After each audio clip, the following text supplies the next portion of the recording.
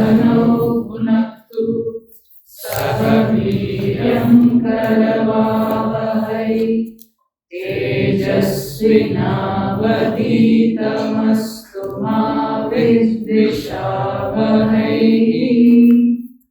ॐ शान्ति शान्ति शान्तिः। ॐ पार्थाय प्रतिबोधितां भगवता नारायणेन स्वयं व्यासेन ग्रथितां पुराणमुनिना मध्ये महाभारतम् अद्वैतामृतवर्षिणीं भगवतीं अष्टादशाध्यायिनीम् अम्ब त्वामनुसन्दधामि भगवद्गीते भवद्वेषिणी। यं ब्रह्मा वरुणेन्द्ररुद्रमरुतः स्तुवन्ति दिव्यैस्तवैः वेदैः साङ्गपदक्रमोपनिषदैः गायन्ति यं सामगाः ज्ञानावस्थिततद्गतेन मनसा पश्यन्ति यं योगिनः यस्यान्तं न विदुःसुरासुरगणाः देवाय तस्मै नमः देवाय तस्मै नमः।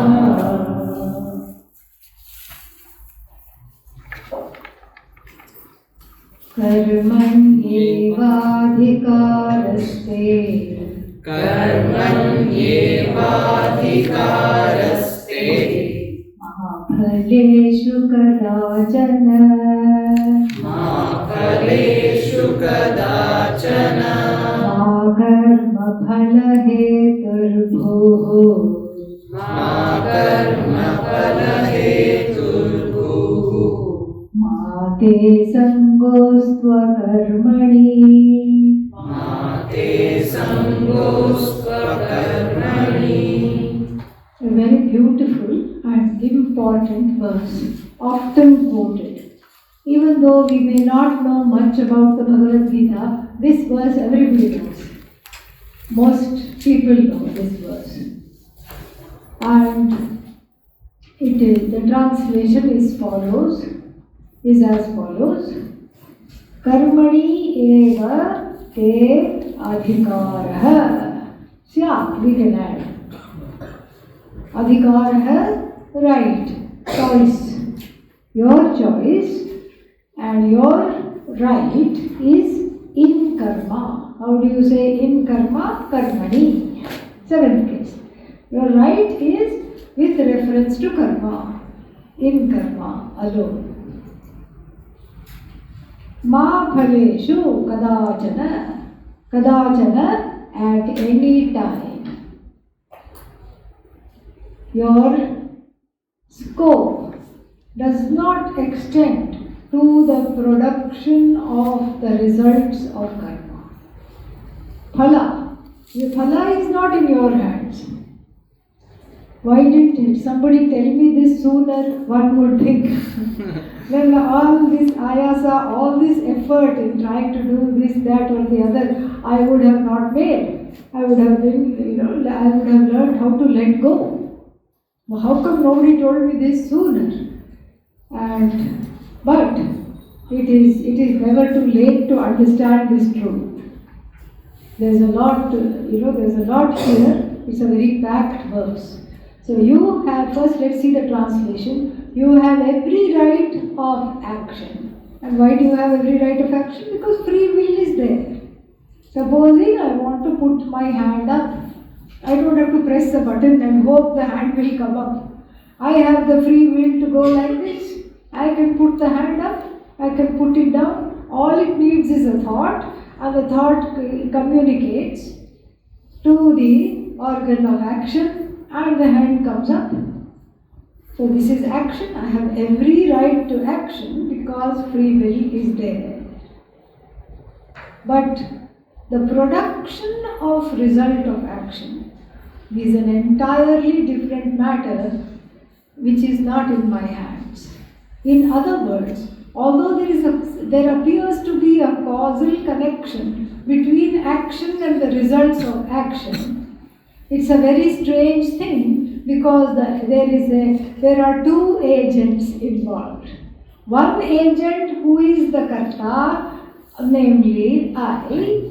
Karta means what? Doer. And then the agent of action, and another person who is the agent of the result of action completely different from me. Because whatever I want, I never get. Whatever I don't want, I get two helpings of. Like the story of Pujya Swamiji's lunch in Delhi. You know the story of Pujya Swamiji's lunch in Delhi? No? Okay, here it goes. So, Pujya Swamiji went to some lady's house for lunch in Delhi. And there she had made Karela. Karela is bitter gourd. One time we had it here. Along with potatoes we had it. It's a very bitter gourd, little spiky and funny looking. And then you cut it up and then you stir fry it and mix it with potato because that is the deliverance. Otherwise it's impossible to eat. So bitter. Or you put it in some kind of a sauce with jaggery. That's another way to eat it. So whatever she had made, she made, and Swamiji, being a very polite guest, ate it, praised it, and told her she was a very, very good cook, and that he was very, very happy. Truth be told, he didn't care for the Karela that much. He just said, it's okay, it's not great. Then, the next time Swamiji was coming through Delhi, it was some other lady's turn, some other household's turn to cook, and Swamiji was invited, and of course this lady was nervous what to serve. She said, oh, I have an idea. I'll ask that lady who gave a very successful bhiksha. Let us see what she says. And that lady said, make whatever you want, he is very appreciated, but make sure you have Karela. Make sure you have Karela. And this lady, with all her Shraddha and Bhakti, took it very, very much to heart. And from the appetizer to the dessert, everything was Karela, Karela, Karela. Course number 1, Karela. Course number 2, Karela. Course number 3, Karela. Course number 4, Karela. Course number 5, Karela. and then it continued for any number of bhikshas, means lunch. You know, it's a fancy way of saying Swami's lunch. Alright, yeah. Everybody else has lunch, Swami has bhiksha, but it means the same thing.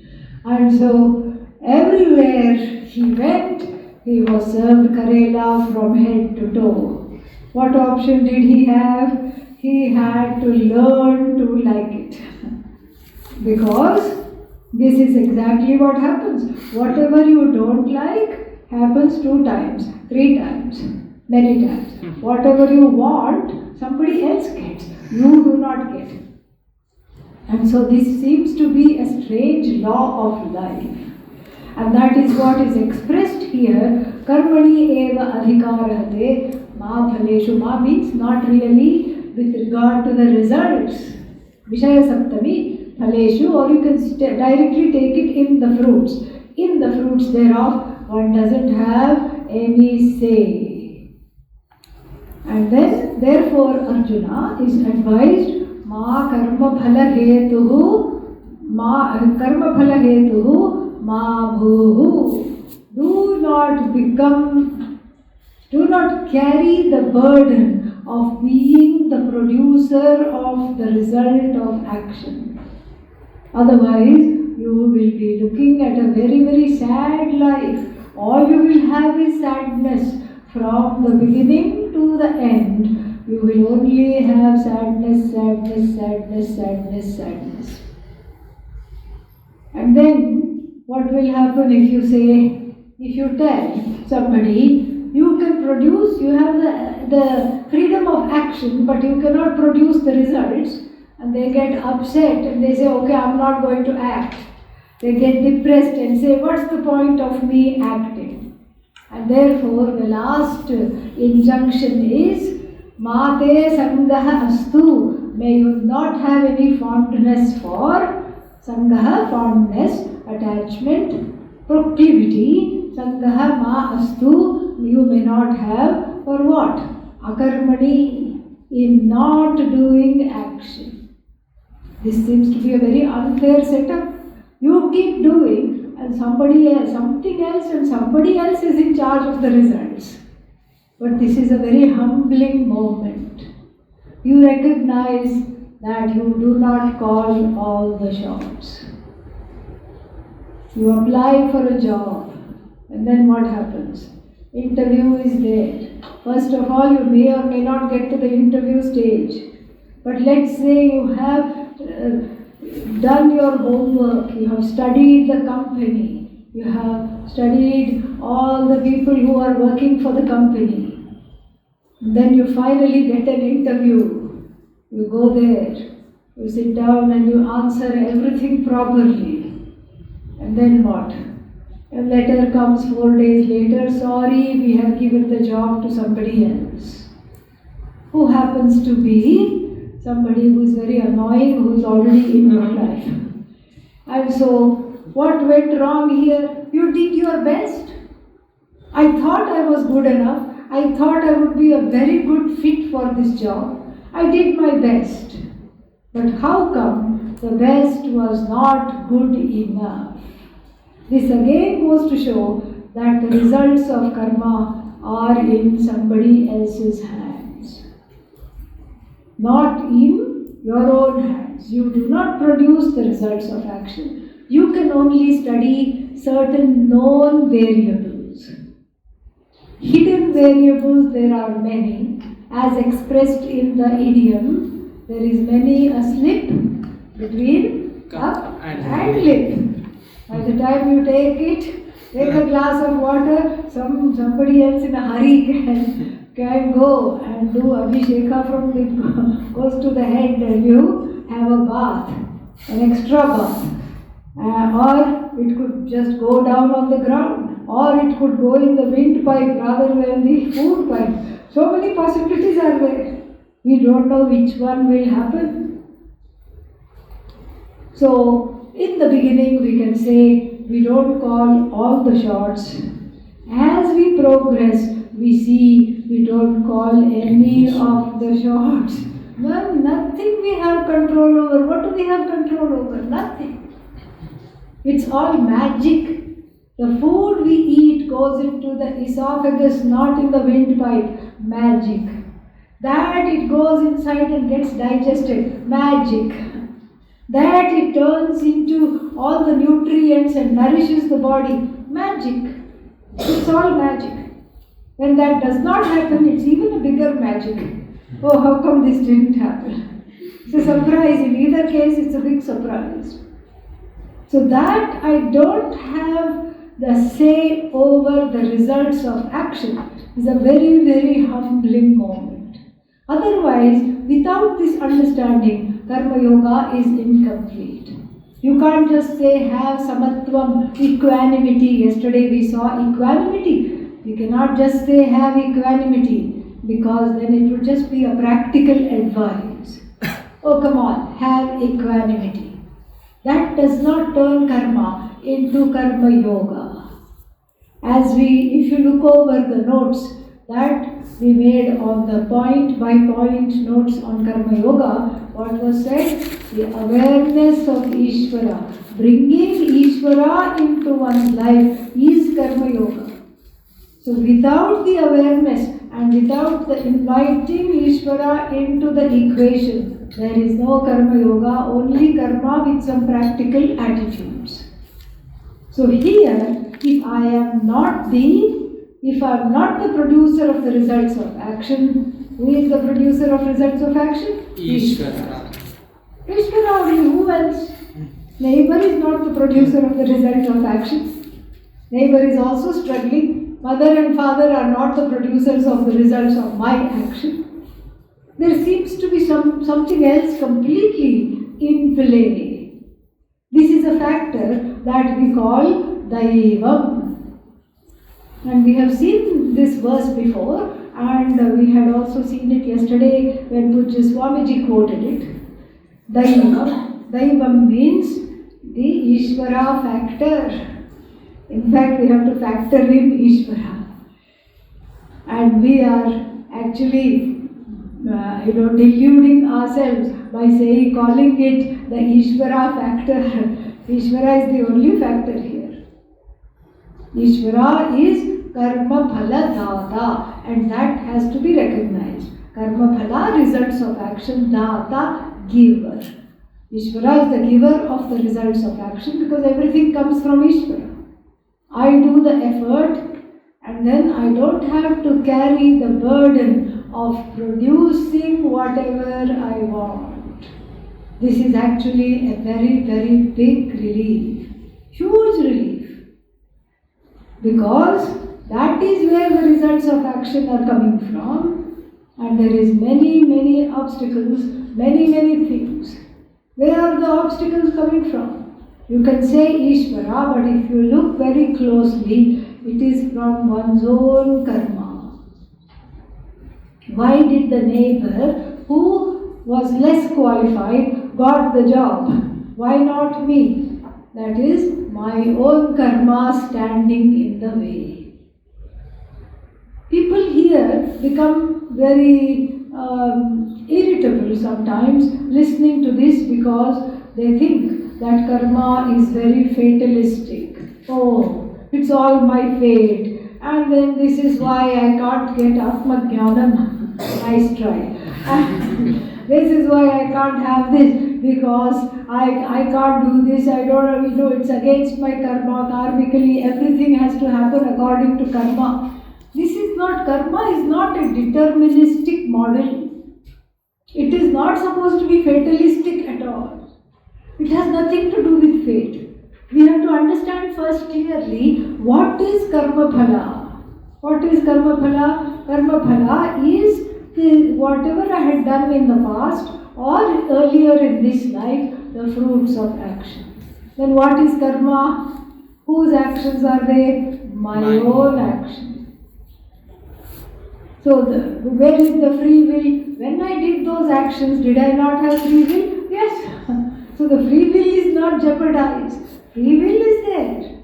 So whether earlier in this life or in a previous life, when I performed action, was there free will or not? Yes. That's why donkey doesn't get karma when it kicks, because it doesn't have a say over whether to kick or not. Free will is not there. But if I kick, definitely I will be kicked later on. I have the karma. I have that. We don't know when it will fructify. So let's say I give somebody a nice kick and then I am kicked in life. And Bhagavan has many ways of kicking, okay? It's not so literal. Bhagavan has a sense of humor and keeps everything interesting. Kick means you can receive a metaphorical kick. It doesn't have to be a literal kick. So one is kicked in life, kicked out of the house, kicked out of something, and kicked out of a circle of friends, so many things. So when I receive this kick in the form of the fruits of action, then what? Then I can't say, oh, this is very deterministic, it's all karma. No, It's because I abused the free will earlier. I did action by abusing the free will and doing an adharmic action. There was a choice involved. So where is the determinism? Where is it deterministic? It's all free will anyway. And that free will, when it goes along with dharma, punya comes. Wonderful punya comes. Wonderful situations where I can follow this study, situations where I can learn this sacred knowledge, situations where I have my favorite vegetable served at lunch and not karela every day. This is all punya. This is all punya. And so this way, this is the punya gives when I follow what I am supposed to do and do not transgress, means cross dharma, then punya comes. When I go against dharma and abuse the free will, papa comes. Punya papa are not in my hands. Ishvara, gift wraps the punya and papa and gives it. And you don't know when you open it what you will find. A jack in the box that scares you or something nice, we don't know. This is what is meant. Karmani eva adhikarahate ma bhaleshu kadachana. This Ishvara awareness is very, very, very important. It's almost like bringing Ishvara into one's life, reckoning the presence of Ishvara. And there are two ways we can understand the workings of Ishvara in our lives. Very, very, very carefully, we can understand it through dharma and through karma. Karma here means karma phala. This is how we understand the presence of Ishvara. The choices are there, and what am I supposed to do? I know, but I don't want to do what I am supposed to do. Just like Duryodhana is purported to have said, Janami dharmam, I know what is correct. Nachame pravritti. I don't feel like doing what is correct. Oh, maybe you don't know what is wrong. Yes, I know what is wrong. Janami adharmam. I know adharma also. Nachame nivrittihi, but I can't be free of it. I cannot be free of adharma. I cannot love dharma. And then kenapi devena hridisthitena, by some being situated in my heart. Yatha prayuktosmi tatha karomi. However I am impelled, I will behave. I am an impulsive guy. What to say? This is what I do what I feel like. I don't care whether it is dharmic or not. And we see the consequences of Duryodhana's life. He becomes a negative archetype. People like him become negative archetypes in epic stories like Ramayana, like Mahabharata. We see what not to do. So, inviting Ishvara into one's heart, into one's life, means following dharma. Without dharma, there is no karma yoga. We already saw that. No karma yoga can happen without dharma. And so then when I follow dharma, dharma is a manifestation of Ishvara, not a mandate of Ishvara. It's not a commandment of Ishvara, it's a manifestation of Ishvara. Wherever there is dharma, there is Ishvara. If dharma is in my heart, then I am very, very, very close to Ishvara. It is a manifestation that is easily missed. Easily missed. And so in every awareness, if Ishvara is there in every action, in between action, in every thought, in between the thoughts, the presence of Ishvara is already there. It's bringing in Ishvara doesn't mean I have to drag in Ishvara. Bringing in means recognizing it cognitively, stopping to be aware of my actions, the presence of dharma in me, because I know what not to do, I know what to do. And slipping happens. Sometimes one may hurt somebody. Sometimes one unbeknownst to oneself, somebody can get upset. But here we can be the bigger person. We can say, I did not mean it. One can apologize. One can say, what can I do to make it up? With a friend, with somebody, one can do that. This is how karma turns into karma yoga, with the awareness of and the adherence to dharma while performing the action. So I have a right to action. Action right is there. But if that right is abused, then what comes in the form of prasada is something that will make one cry. This is what will happen. It will not be a happy prasada. This awareness has to be there. And so that connection between the action and its results, we have not got it before understanding the Bhagavad Gita. Somewhere it has missed. Because everybody outside this room, outside this ashram, everybody thinks, oh, I'm going to accomplish this, I'm going to get this, after that I'm going to get this.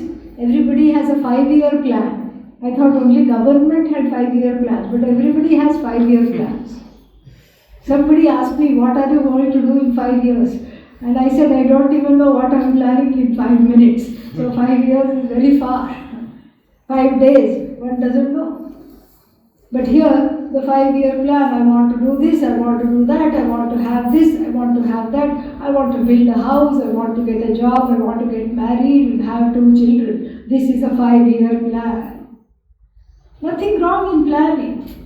But if we plan with the awareness of the presence of Ishvara in the form of my own karma phala, first, the actions have to be dharmic, we have discussed that. Then the second way in which I can easily miss the presence of Ishvara is in not reckoning the factor called Daivam. Daivam is that hidden variables. Daiva from Deva. Deve Bhavam Daivam. That which has come from Bhagavan is called Daiva. This presence of Bhagavan has to be reckoned in my planning. I'm not saying don't plan, don't pay the bills. I'm not saying that. If you don't plan, who will plan? You have to plan. You have to be practical. You can have a 5-year plan, 10-year plan. It's not unhealthy. What is unhealthy in the planning is thinking that there is I am in charge of everything and it's all going to happen according to plan. This is the problem. And so therefore, as Pujya Swamiji was saying yesterday night in the video, everything starts with a prayer. Even if a church is going to be built, there is a puja, there is a yajna before the church is going to be built. There is a puja everywhere. In the beginning puja, in the middle puja, before completion puja, after completion puja. This is how we are practically aware of the presence of Ishvara in the form of our own karma phala. Any time it can turn into an obstacle. Any time it can obstruct. Whatever I want may not happen. Therefore, I take recourse to prayer. This is something, this awareness is very, very, very beautiful. So we can have the plans, have the intention, because really one cannot live without doing anything. One cannot live without expecting results. One cannot even do action without expecting results. Adi Shankara says this. Even somebody who is developmentally challenged will not perform action without expecting results. Anything you do, you say, why am I doing this? What will I get out of this? Even chant one simple shloka, Shiva Panchakshari shloka, and then you chant. It's got just 5 verses, 6 verses, and then there is one extra verse at the end. What will you get if you chant these 5 verses?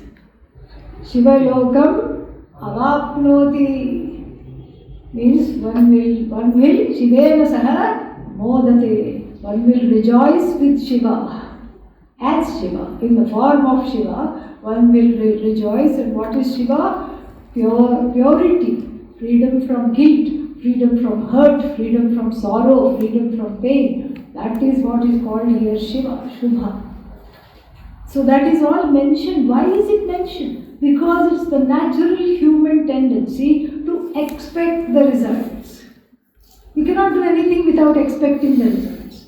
But as we plan for the action, as we expect the results, we take into account the hidden variables, and the hidden variables being hidden and being too many, we cannot name them all, we cannot ferret and find them out. So we have one name for all the variables. What is it? Ishvara. Ishvara is the name for all the variables over which we have no say, no control, nothing. And this awareness is what makes a simple karma into karma yoga. Bringing in of this Ishvara on 2 counts. First is in the form of dharma, in the form of adherence to dharma. And then adherence to dharma is very, very, very difficult, not easy. Calls for a lot of sacrifice. Without sacrifice, there is no karma yoga. Without giving up what you love, there is no karma yoga. And so that is how one grows. When one gives up, one grows. This is illustrated in the story in the Ramayana. Dasharatha, very big king, and then what? Loved his son Rama. Rama was born after many, many prayers and yajnas. Putra Kameshti yajna was done. A yajna to get children was done. And that's how Rama was born. Rama was the heart of Dasharatha. Then of course the day of coronation came. And he was supposed to be crowned as the, what is that called? Heir apparent, crowned prince. The day of the coronation came. Everybody is happy. Dasharatha has 3 wives. And then what? The one who did not give birth to Rama, Kaikeyi. I talked about her 2 days ago, how nobody in India is named Kaikeyi. Today you will hear why. And so, Kaikeyi, she loved Rama with all her heart. But somehow, she had a nanny with her, who took care of her since she was a small princess. The nanny also came as part of her marriage entourage. The nanny by this time was old, and the nanny said, you know what, you should be mad, you should not be happy. Why? Rama is like my own son. No. Your son Bharata should be on the throne, not Rama. And then remember, Dasharatha had given you 2 boons.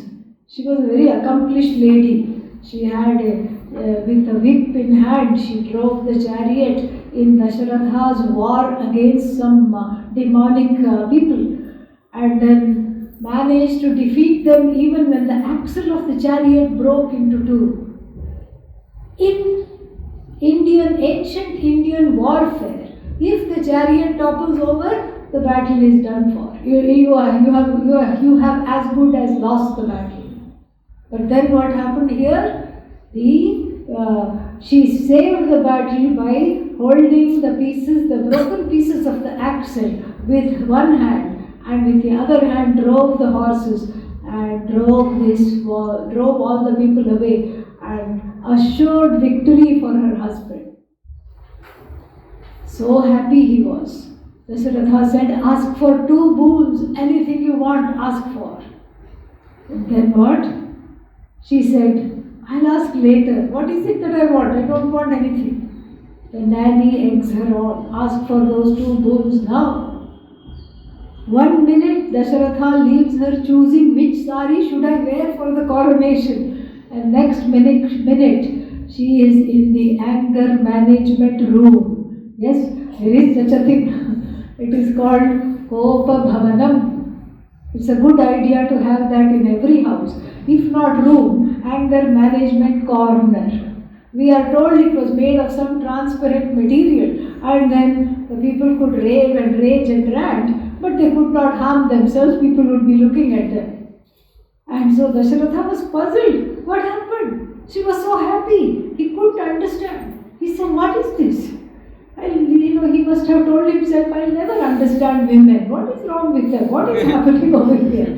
1 minute they are like this, another minute they are like this. He was totally puzzled, and he just was very, confused. He said, what? She said, those 2 boons you said you will give me.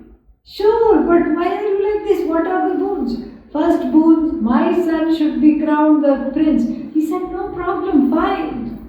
Even Rama will be fine, no problem. Second boon, Rama should be sent away to the forest for 14 years. That's a death sentence, as we have seen in the case of the Pandavas also. As soon as any such proclamation is given, so and so should go to the forest for 12 years, 14 years, all the big cats in the jungle are licking their lips. Oh, more people coming to the forest, I'm getting a nice lunch. That's what they must be thinking. Dasharatha is heartbroken. He says, please don't send Rama to the forest. Anything I can tolerate. But she knows that if he is here in Ayodhya, then people of Ayodhya love him, and then nobody will accept Bharata as the king. That's why he needs to be sent far away. And so therefore, he begs her. He catches hold of her feet.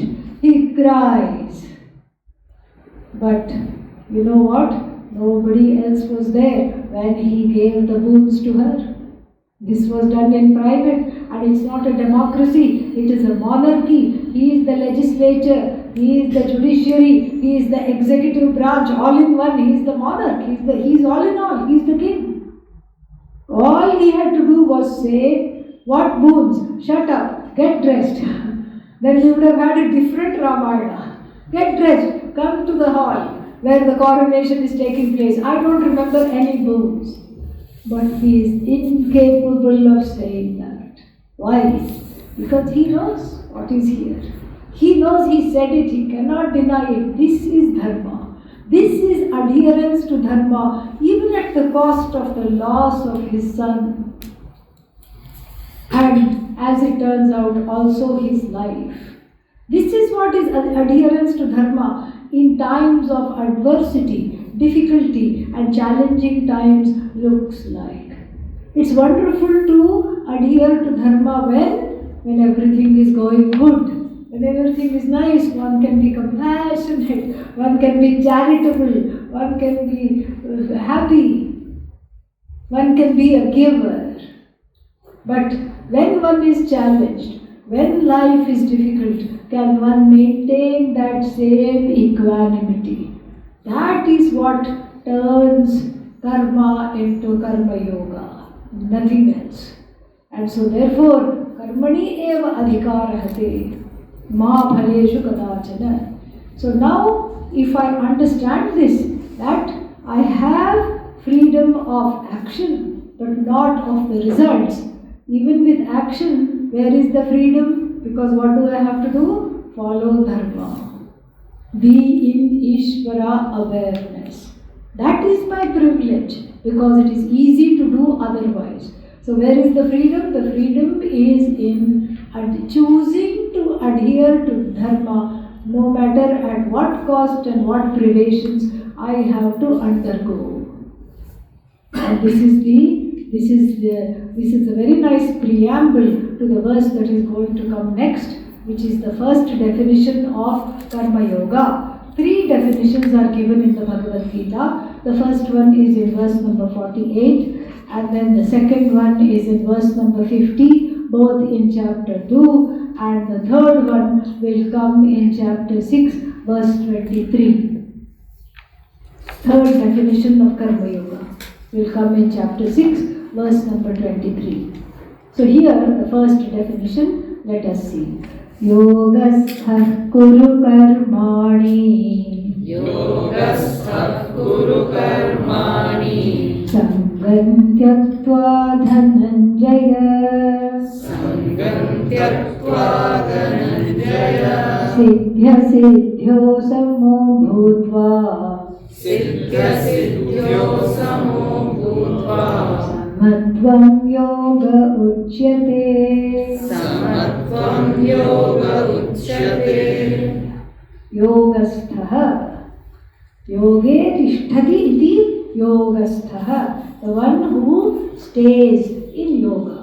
Stha, the verb, and the word stay in English seem to have the same root. Similar. Stha, stay. Stha is the root. And it is, because it's an irregular verb, it becomes tishtati. Yoge tishtati. Tishtati is shortened to sthaha. Yogasthah. Remaining in yoga. Remaining in yoga means what all has been taught up till now. Remaining in Ishvara awareness. Remaining in dharma. Remaining in the understanding that everything that is going to come is in the hands of Bhagavan, not in my hands. That awareness of Ishvara is there constantly. Not looking back to sacrifice whatever is there. And this is all yoga. Yogasthah, remaining in yoga, kuru karmani. Do all actions while firmly remaining in this karma yoga, in this yoga. How? Sangam tyaktva. Sangam means addiction to results is called sangha. From saj, addiction. Addiction to results is called sangha. Give up the addiction to results. Everybody is result oriented. Sangam tyaktva. Dhananjaya, another name for Arjuna. The one who is very wealthy is called Dhananjaya. Siddhi and asiddhi. In siddhi and asiddhi, siddhi, asiddhi becomes siddhya siddhyoho. Siddhya siddhyoho. So, with reference to siddhi, what is siddhi? Success. What is asiddhi? Failure. Failure. Opposite. So, in times of failure, in times of success, samaha bhutva. Bhutva means being, sama being, having equanimity. Do karma having equanimity. Do karma with this understanding that I am giving up the addiction to the results of the action. Very difficult. That's why Ishvara awareness is very important. And then the definition of yoga, this is a separate sentence. The last three words are a separate sentence, have nothing to do with the rest of the verse. Siddhya siddhyo samo bhutva yogasthah guru karmani sangam tyaktva dhananjaya. That is one sentence. Another free floating sentence is samatvam yogaha uchyate. This is a defining sentence. And what is that? Equanimity is yoga. Okay, equanimity where? Equanimity means everything should be the same. Sama means same. So, do I do the same action every day? Then I become a karma yogi? Is it possible to do the same action every day? All the time? No. So the sameness is not with reference to karma. Sameness, can I get the same karma phala for the action? No. It differs from moment to moment. If I do the same action 10 minutes later, the karma phala will also be different. And so where is this sameness?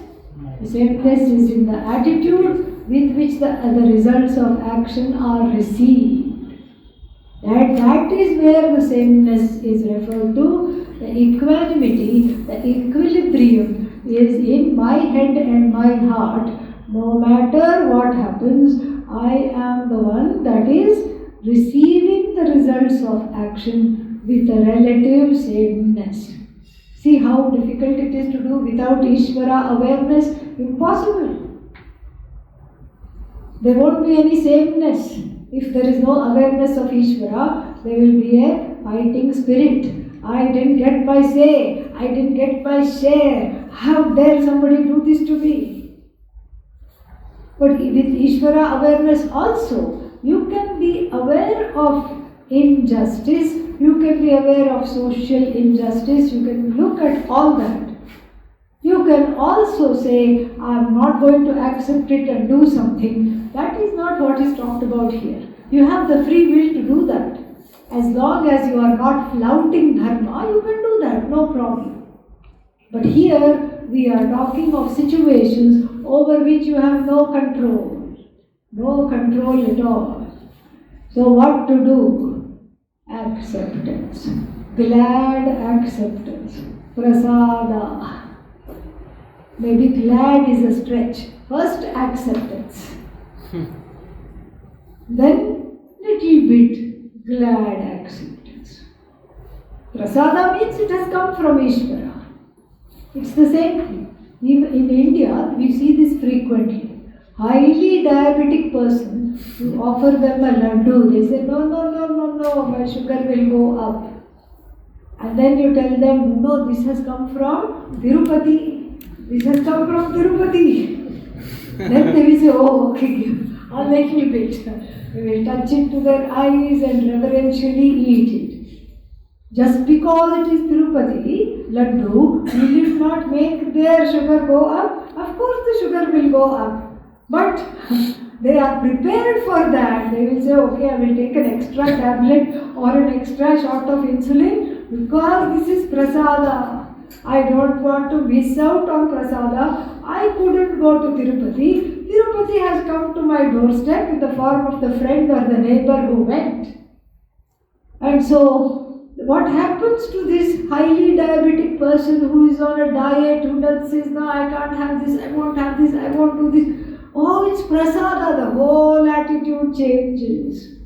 It's no longer a ball of sugar, it's no longer an inconvenience, it's no longer a health hazard. What is it? Prasada. That is why there is no translation for the word prasada. It is what comes from Bhagavan. Even in Christianity, where this whole ritual of communion is given, there also we find a kind of a prasada there.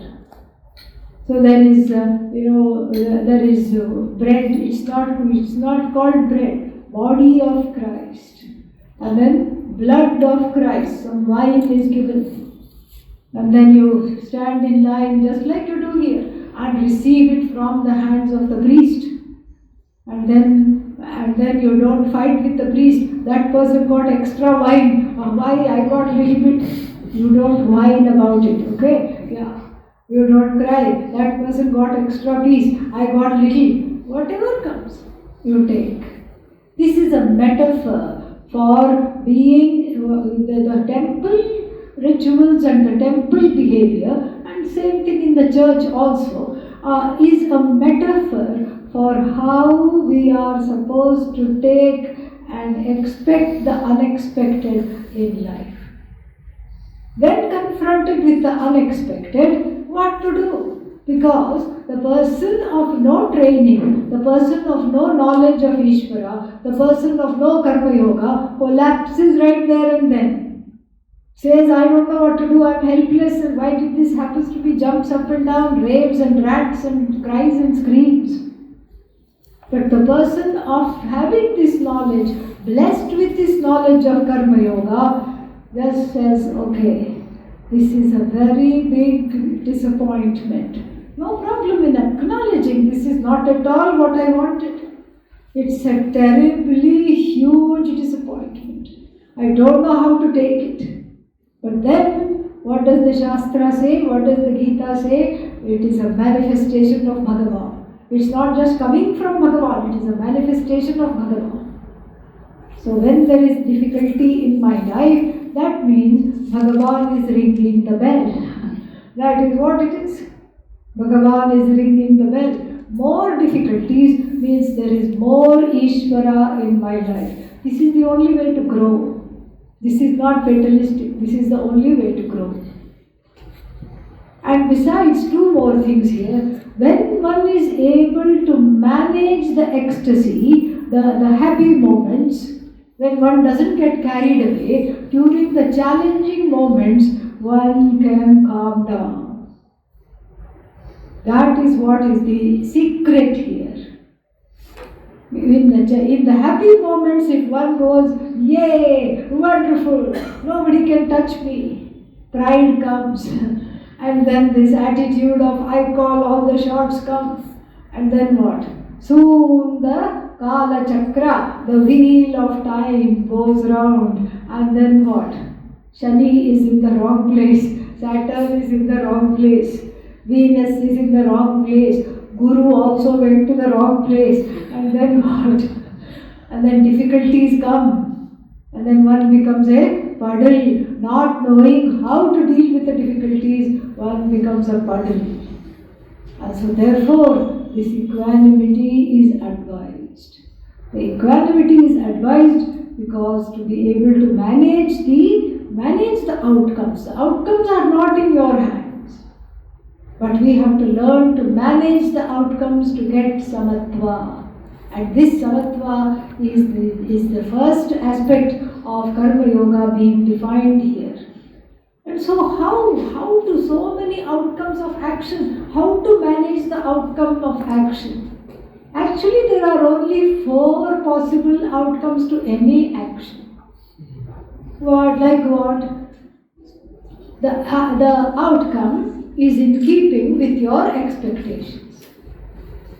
I wanted to cross the road in order to catch the bus. Okay? That was my motivation. So the outcome is in keeping with one's expectations. This was an eventless day. I crossed the road. I caught the bus. Finished. End of story. How often does that happen? Not very often, because there are too many things in life. Then the second kind of outcome is that the outcome is better than my expectation. What was my expectation? Cross the road, catch the bus, go wherever I wanted to go. But I stand outside, I cross the road, stand there, and a friend drives by in a nice air-conditioned car on a hot day and says, hop inside. I'll take you to lunch and then I'll drop you wherever you want to go. Nice, wonderful, 2 wonderful things happen. I get to spend time with a friend I haven't seen, and then I get to be driven to the destination instead of standing in the bus, maybe no sitting room, nothing. Instead of being in the hot bus, I am in a cool car. How many times does this happen? Maybe once in a lifetime. Very rare. More commonly experienced is the third kind of outcome. The outcome is less than my expectation. Scenario number 3. I crossed the road but missed the bus. In fact, I saw the bus. And in India we have one driver and one fellow called the conductor. And that person is in the rear of the bus. The driver, of course, is in the front of the bus. And the rear of the bus, he will ring the bell. 1 bell means stop, 2 bells means keep going. So the bus was standing, the people came in, and I made eye contact with the conductor. I said, I'm here. Either he did not see me, or he saw me and he did not want to stop, no matter what the reason was. Ding ding, right in front of me the bus left, and the next bus was not for 2 more hours. Story of one's life. Missed bus, missed opportunities, missed everything. Outcome is less than my expectation. And then, what is the 4th possibility? I was crossing the road. dot dot dot. I looked to the left like I'm a good citizen. I looked to the left, nothing was coming. I looked to the right, nothing was coming. But I totally missed the hidden variable in the form of a fresh banana peel thrown by a monkey. And then what happened? I got an instant skating lesson that I hadn't planned for. And then what happened? I woke up. I just didn't know what was happening. Then I woke up The hospital. asking some fundamental spiritual questions. Who am I? Why am I here? What is happening? What is the meaning of life? These kinds of things. Ended up in a stretcher, had to go to the hospital, had to get some stitches, perhaps a bone had to be set. What is that called? When they say Fracture. No, fracture, okay, but when they Plaster. plaster. So I had to get plastered with all that cast, and then this is what it is. So, but this is so easy when you look at it this way. Thanks to Pujya Swamiji, who outlined these outcomes for us. 4 outcomes only. Outcome exactly according to my expectation. Outcome better than my expectation. Outcome is a little less than my expectation. Outcome is dot dot dot. Opposite of my expectation. These are the only 4 outcomes. And if I manage the first 2, the other 2 will come in hand. Manage the first 2 means don't get carried away. We don't get carried away and we don't stop to see the presence of Ishvara in everything. That is that is exactly what is meant by this Ma Karma Phala Hetur Bhuhu. Don't become the cause of the results of action. You see how this is helping us to practice akartritvam in everyday life? I am not the doer, Ishvara is the doer. I am not the doer, Ishvara is the doer. And this is exactly how even the children in our culture are grown up. Ishvara has done this. This has come from Ishvara. And one grandmother I know kept telling her grandson, 3-year-old grandson, this. Ishvara is the doer, you are not the doer. Krishna is the doer, Krishna is doing everything. And the child took that seriously. And one day the grandmother had to make 500 puris. Today what we had, that was puris. And very labor intensive. She had to make that for some temple. And she did that.